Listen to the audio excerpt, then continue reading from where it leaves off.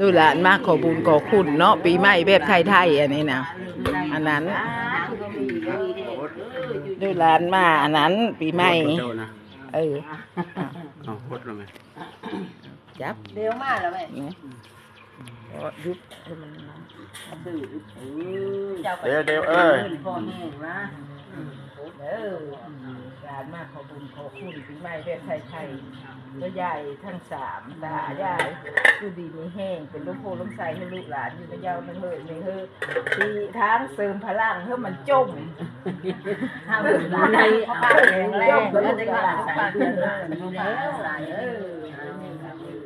ด้เลยใจลูกหลานจะได้ละได้ไล่ประเพณีเฮาจะลิเซอร์หูเขาแดงโมเดลเอากระอ้าวมาเดี๋ยวสงการเต้าโมเดลก็ไปฮดแก่แล้วอันนั้นเด้อฮดมาแก่อย่างฮดต่อยเลยนะโคคู่โกดเฮ้ยมันดีไวโคจะได้ไวมา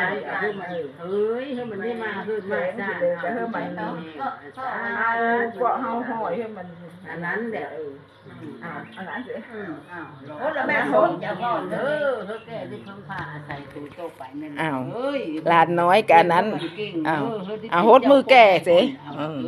ฮดมือแก่ไหมขอพ่อน้ำแก่วันสงกรานต์